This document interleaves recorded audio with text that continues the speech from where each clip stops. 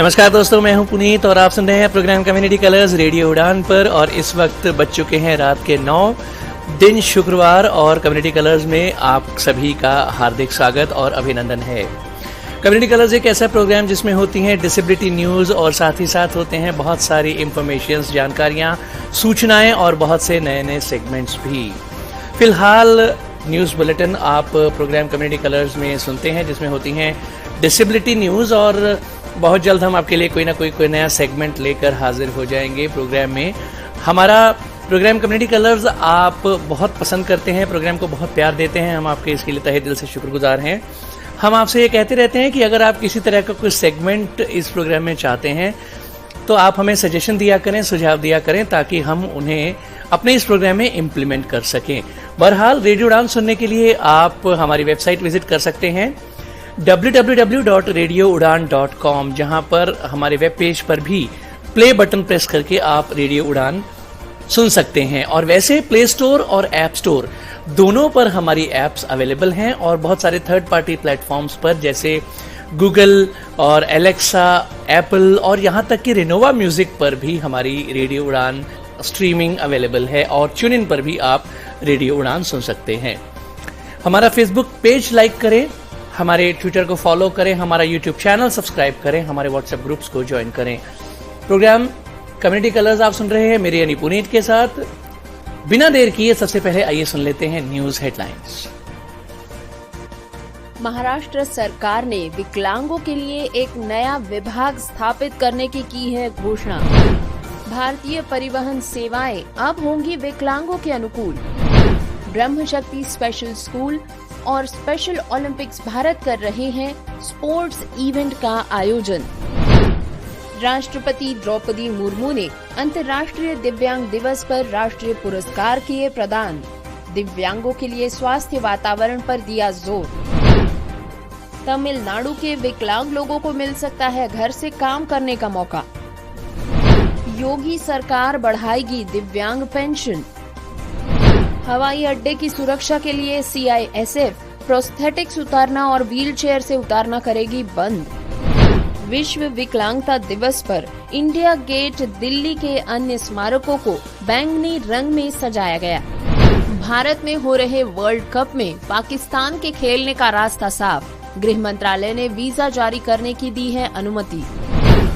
MBBS NEET pass लड़की को 90% विकलांग बताकर नहीं दिया गया है admission.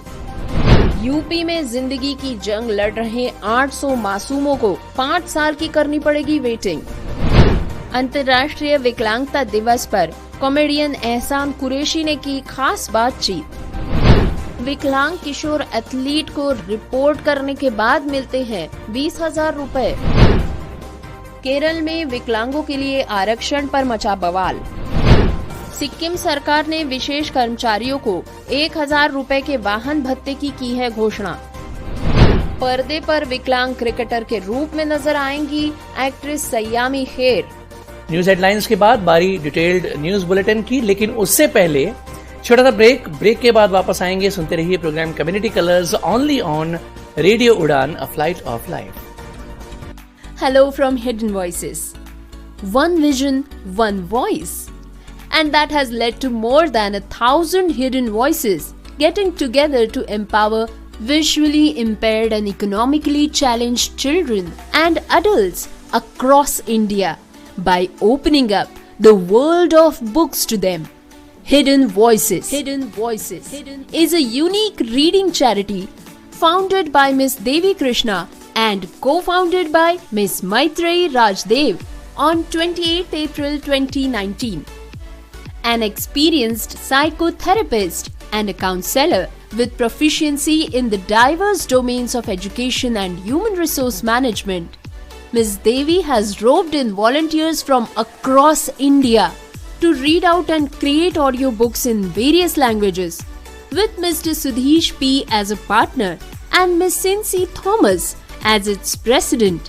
Hidden Voices now has a total of more than 1,500 in-house readers and is linked with many clubs from JNU, Pune and South India, which gives it more than 3,000 readers.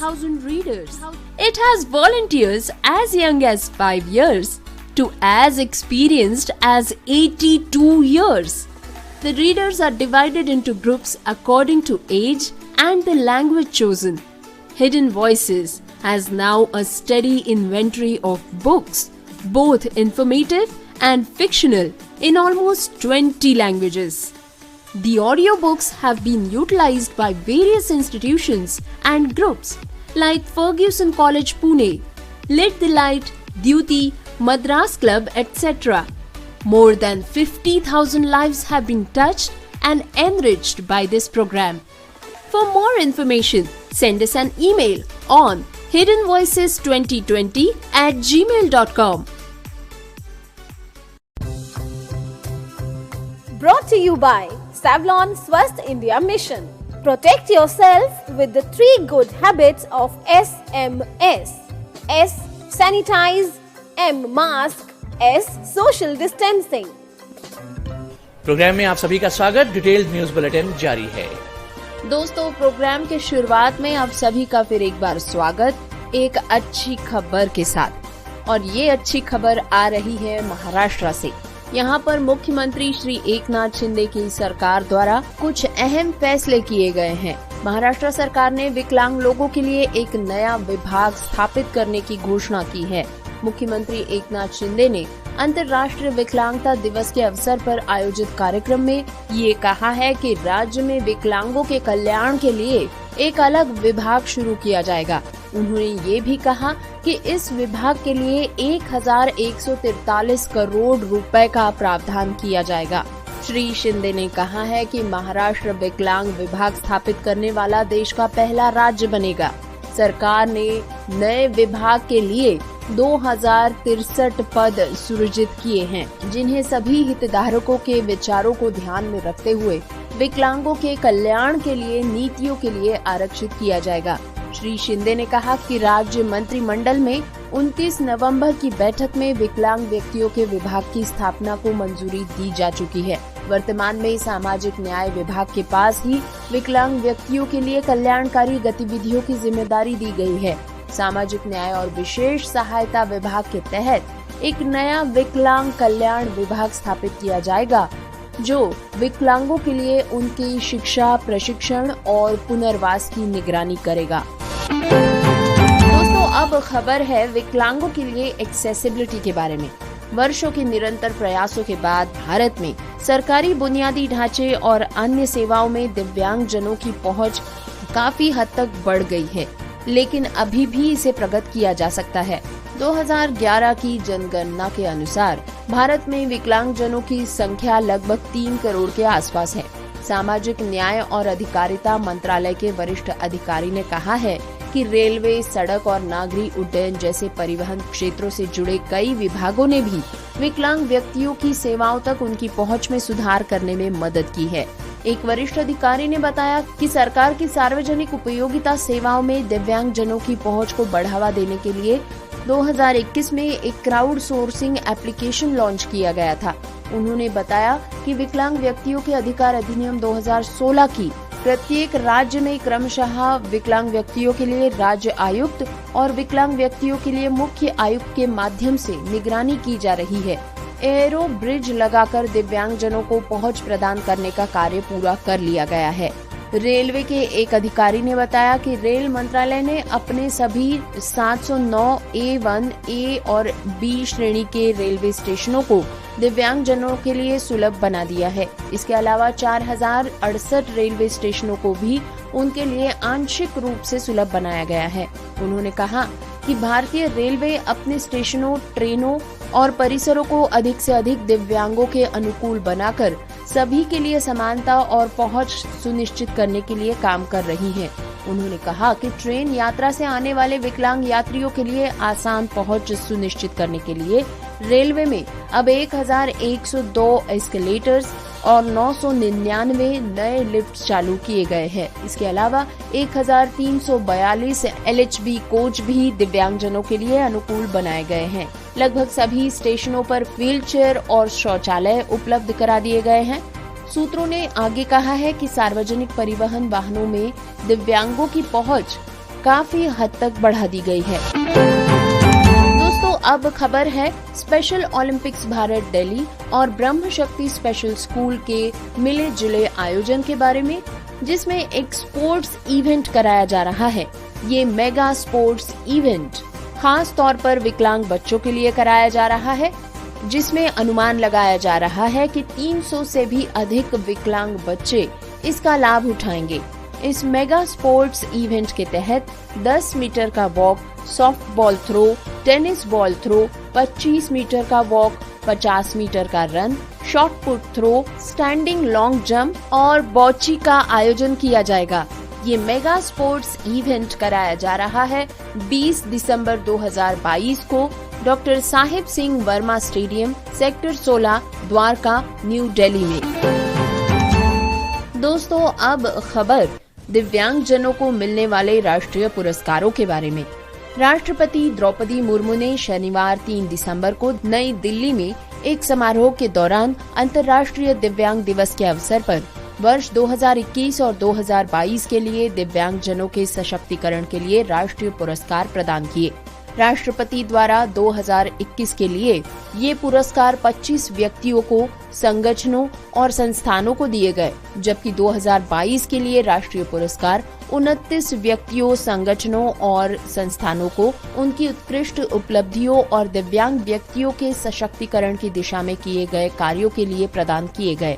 ये पुरस्कार सर्वश्रेष्ठ दिव्यांगजन, श्रेष्ठ दिव्यांगजन, श्रेष्ठ दिव्यांग बाल और बालिका, दिव्यांगजन और सर्वश्रेष्ठ पुरस्कार पेशेवर कार्यकर्ता के सशक्तिकरण की दिशा में काम करने वाले सर्वश्रेष्ठ व्यक्ति सहित विभिन्न श्रेणियों में दिए गए।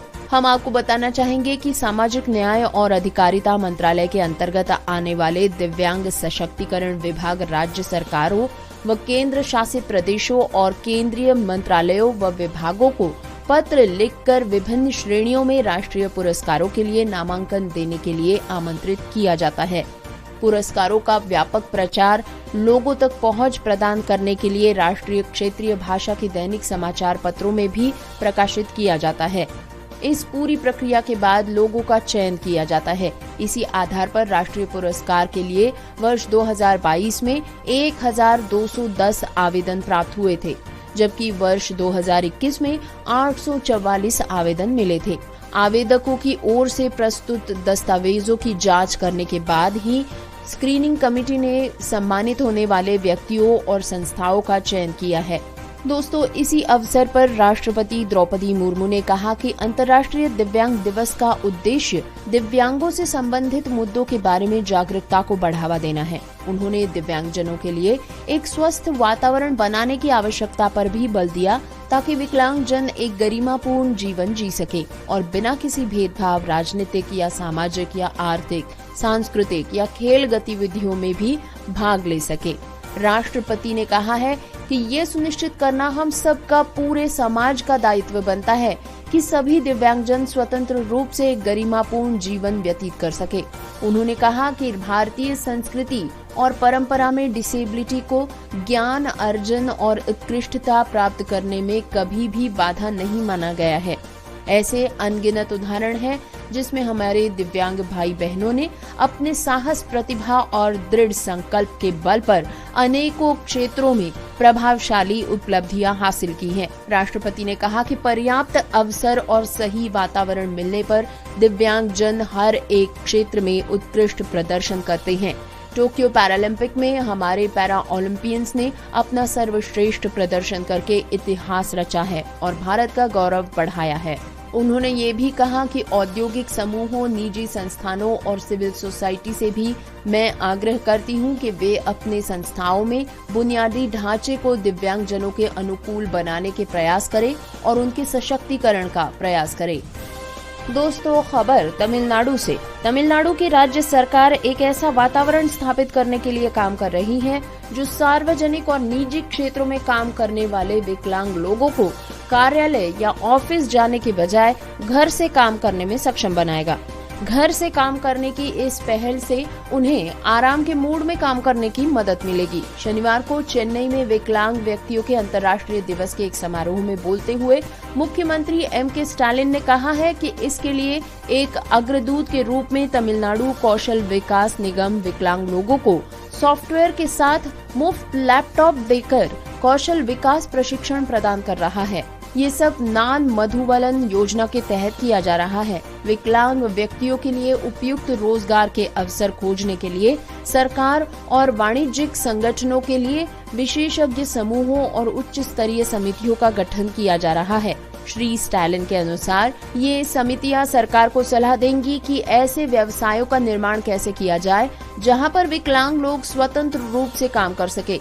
सीएम ने ये भी कहा है कि 1 जनवरी 2023 से दृष्टि बाधित सहित 4,39,315 विकलांगों को प्रदान किए जाने वाली 1,000 रूपए की मासिक पेंशन को बढ़ाकर 1,500 रूपए कर दिया गया है। सरकार को इस पर हर साल 264 करोड़ रुपए अतिरिक्त खर्च करने होंगे। मुख्यमंत्री ने इस अवसर पर विकलांगों के कल्याण में उनके योगदान के लिए समूहों और लोगों को पुरस्कार देकर सम्मानित किया।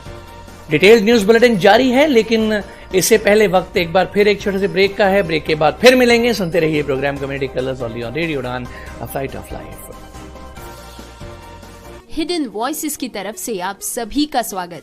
हिडन वॉइसेस, एक दृष्टि एक आवाज, और इसने पूरे भारत में दृष्टि बाधित और आर्थिक रूप से विकलांग बच्चों और वयस्कों को किताबों की दुनिया खोलकर सशक्त बनाने के लिए 1,000 से भी अधिक छिपी हुई आवाजों को मिलाया है। 28 अप्रैल 2019 को देवी कृष्णा द्वारा स्थापित और सुश्री मैत्री राजदेव द्वारा सह संस्थापित हिडन वॉइसेस एक अद्वितीय रीडिंग चैरिटी है। देवी एक अनुभवी मनोचिकित्सक और काउंसलर है और ह्यूमन रिसोर्स मैनेजमेंट की एक दक्ष प्रबंधक है। देवी ने पूरे भारत के विभिन्न भाषाओं के स्वयंसेवकों को दृष्टि बाधितों के लिए ऑडियो किताब पढ़ने और बनाने के लिए तैयार किया है।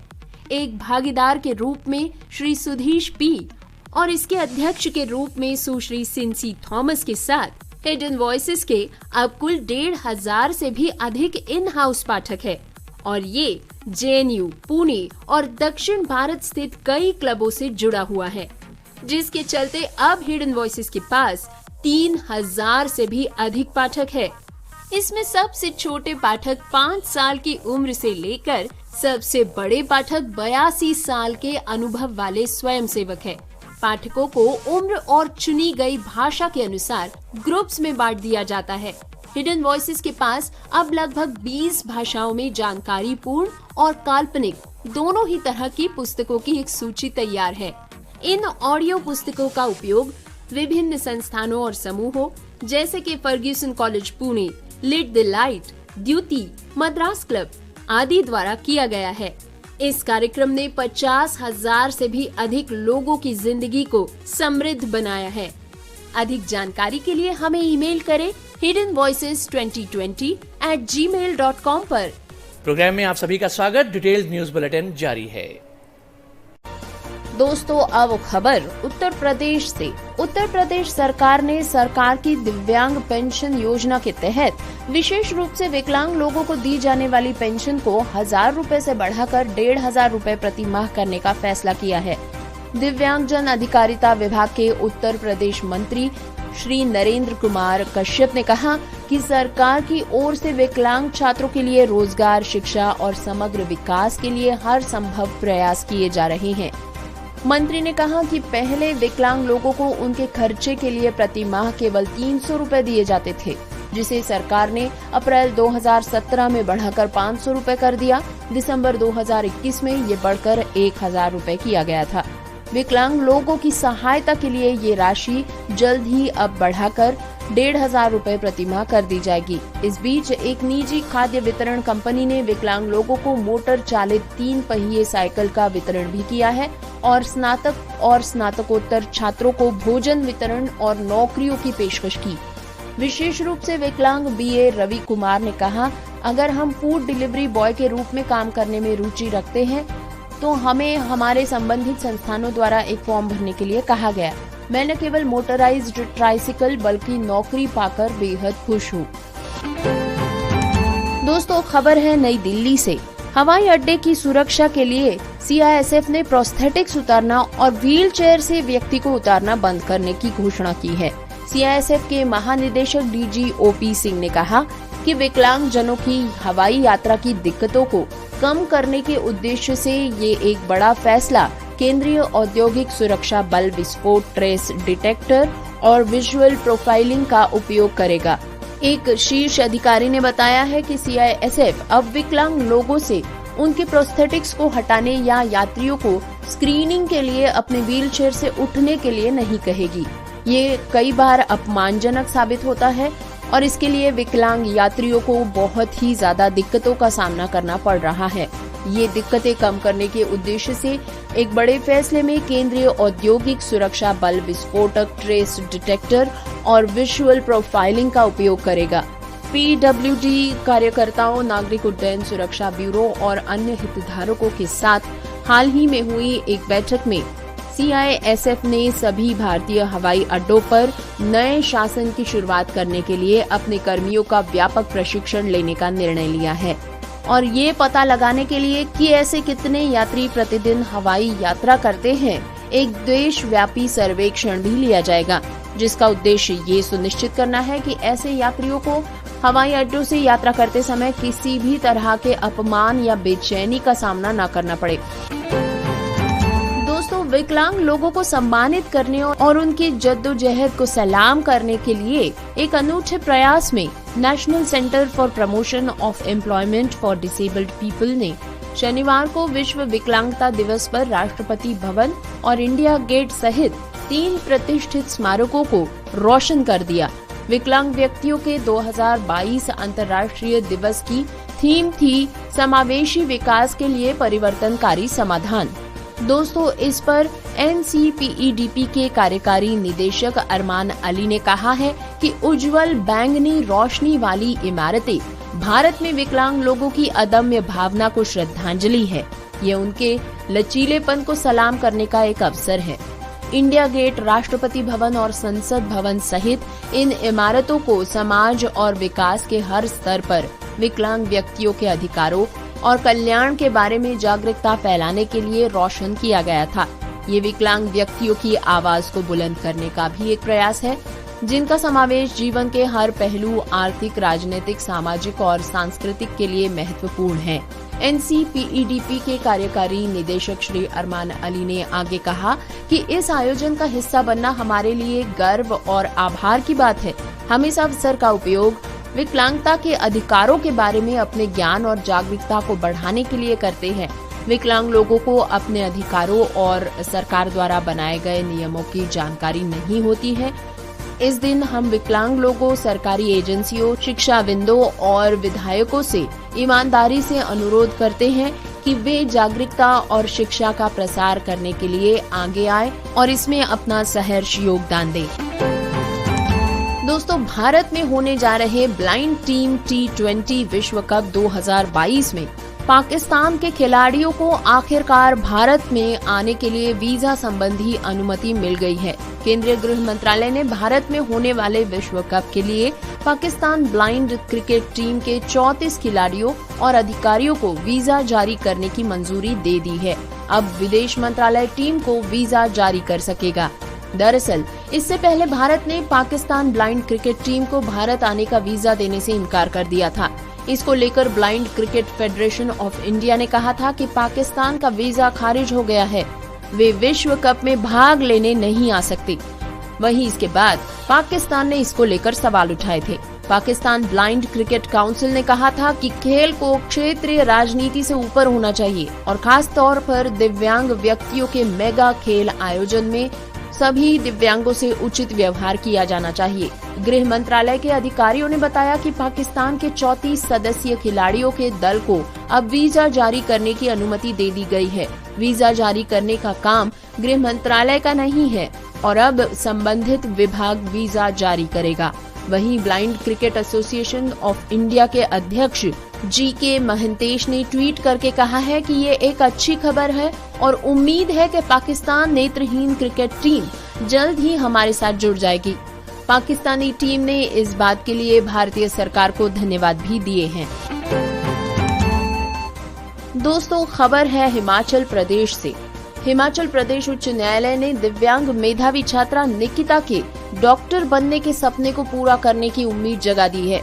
नीट की परीक्षा पास करने वाली इस छात्रा की याचिका पर न्यायालय की न्यायमूर्ति सबीना और न्यायमूर्ति सुशील कुकरेजा की खंडपीठ ने चंडीगढ़ के पीजीआई के निदेशक को निर्देश दिया है कि वे उसकी दिव्यांगता का सही आकलन करें। 9 दिसंबर तक अपनी रिपोर्ट प्रस्तुत करें। इस केस पर अब सुनवाई होगी 12 दिसंबर तक।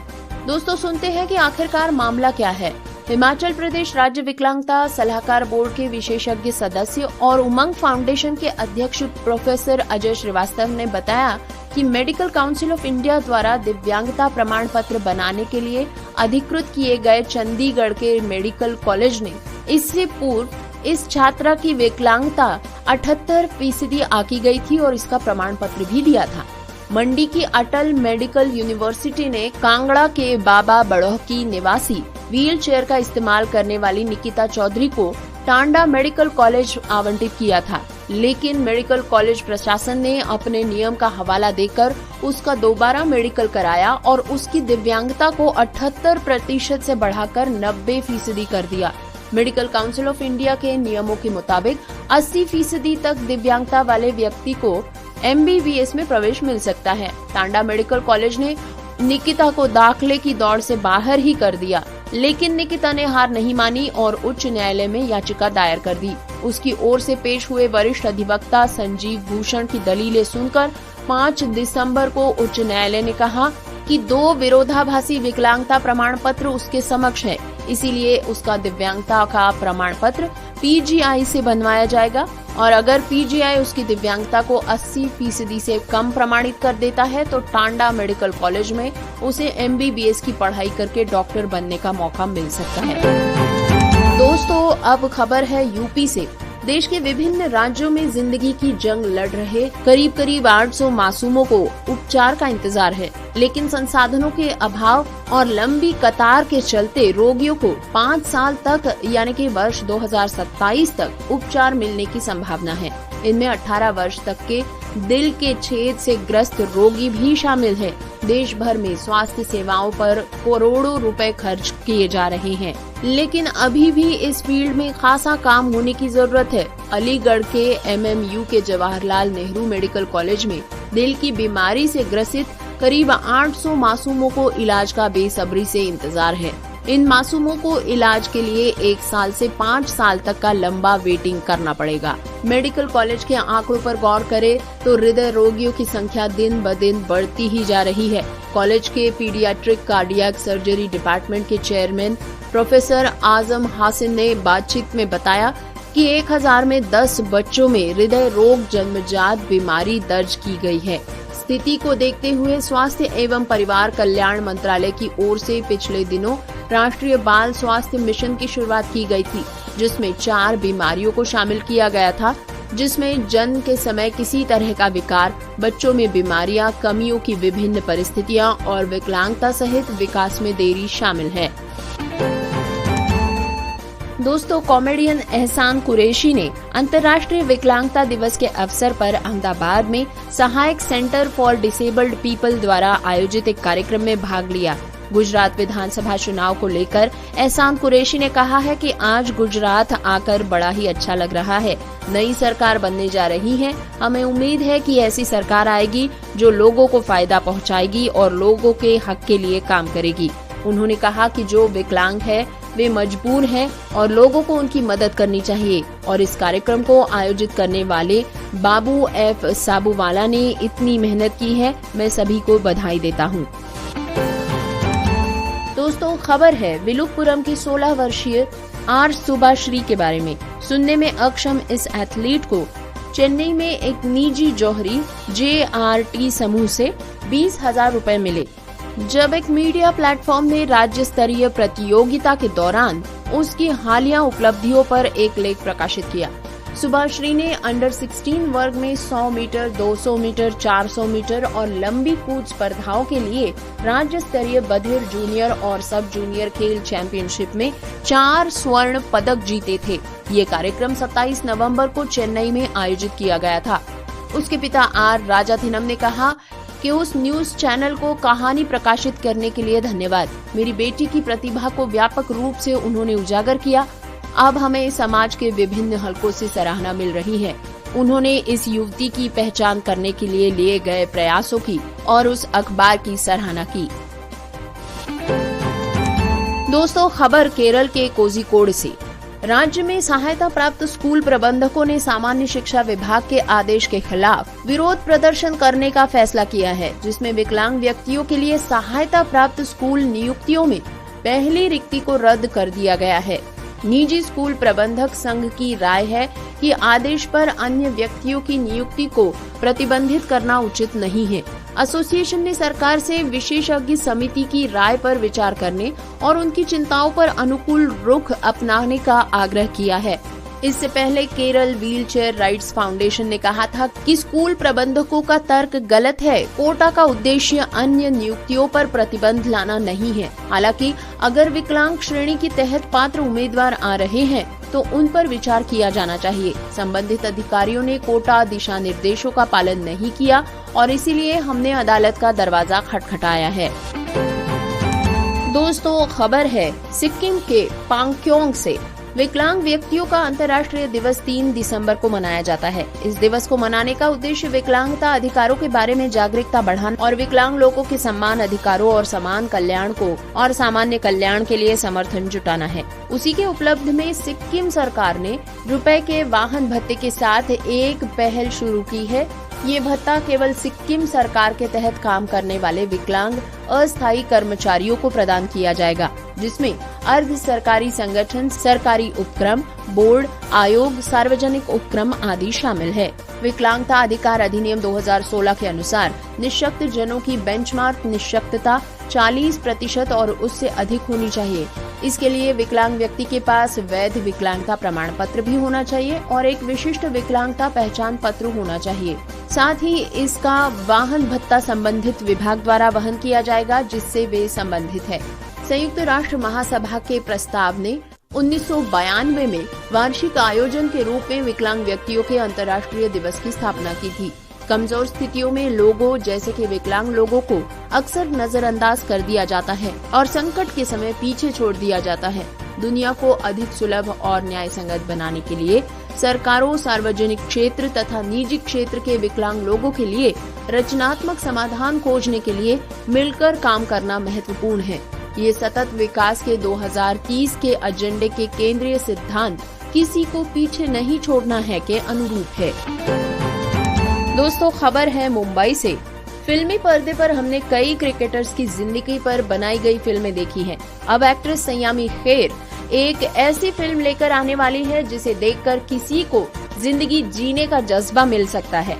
दोस्तों, सयामी खेर वैसे तो अपनी फिल्मों से दर्शकों का दिल नहीं जीत पाई है, लेकिन उन्हें लगता है कि स्पोर्ट्स वुमेन बनकर वो इंडस्ट्री में अपना मुकाम हासिल कर पाएंगी।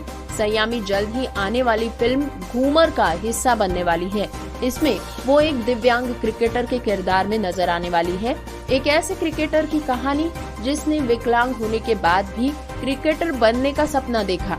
एक्ट्रेस को अपने इस फिल्म से काफी सारी उम्मीदें हैं। इस फिल्म में अभिषेक बच्चन लीड रोल में नजर आने वाले हैं। फिल्म को लेकर सयामी का कहना है कि मेरे लिए ये रोल काफी चैलेंजिंग रहा है, क्योंकि ये विकलांग क्रिकेटर का रोल है जिसे निभाना बड़ा ही मुश्किल था। तो डिटेल्ड न्यूज बुलेटिन के बाद हम आपको सिर्फ इतना कहना चाहेंगे कि आपको हमारा प्रोग्राम कैसा लगा हमें बताइएगा जरूर। अपना फीडबैक जितने तरीके ऊपर पहले हम रेडियो उड़ान सुनने के आपको बता चुके हैं, उनमें से किसी भी तरीके से आप अपना फीडबैक हम तक पहुंचा सकते हैं। अपने फीडबैक हमें जरूर दीजिए ताकि हम इस प्रोग्राम को बेहतर बना सके। बहरहाल अब प्रोग्राम के अंजाम की बारी। प्रोग्राम के आखिर में न्यूज हेडलाइंस एक बार फिर। महाराष्ट्र सरकार ने विकलांगों के लिए एक नया विभाग स्थापित करने की है घोषणा। भारतीय परिवहन सेवाएं अब होंगी विकलांगों के अनुकूल। ब्रह्मशक्ति स्पेशल स्कूल और स्पेशल ओलंपिक्स भारत कर रहे हैं स्पोर्ट्स इवेंट का आयोजन। राष्ट्रपति द्रौपदी मुर्मू ने अंतर्राष्ट्रीय दिव्यांग दिवस पर राष्ट्रीय पुरस्कार किए प्रदान।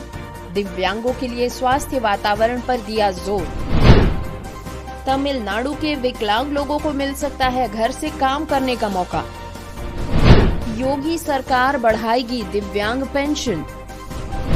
हवाई अड्डे की सुरक्षा के लिए CISF प्रोस्थेटिक्स उतारना और व्हीलचेयर से उतारना करेगी बंद। विश्व विकलांगता दिवस पर इंडिया गेट दिल्ली के अन्य स्मारकों को बैंगनी रंग में सजाया गया। भारत में हो रहे वर्ल्ड कप में पाकिस्तान के खेलने का रास्ता साफ। गृह मंत्रालय ने वीजा जारी करने की दी है अनुमति। MBBS नीट पास लड़की को 90% विकलांग बताकर नहीं दिया गया है एडमिशन। यूपी में जिंदगी की जंग लड़ रहे 800 मासूमों को 5 साल की करनी पड़ेगी वेटिंग। अंतर्राष्ट्रीय विकलांगता दिवस पर कॉमेडियन एहसान कुरैशी ने की खास बातचीत। विकलांग किशोर एथलीट को रिपोर्ट करने के बाद मिलते हैं 20,000 रुपए। केरल में विकलांगों के लिए आरक्षण पर मचा बवाल। सिक्किम सरकार ने विशेष कर्मचारियों को 1,000 रुपए के वाहन भत्ते की है घोषणा। पर्दे पर विकलांग क्रिकेटर के रूप में नजर आएंगी एक्ट्रेस सयामी खेर।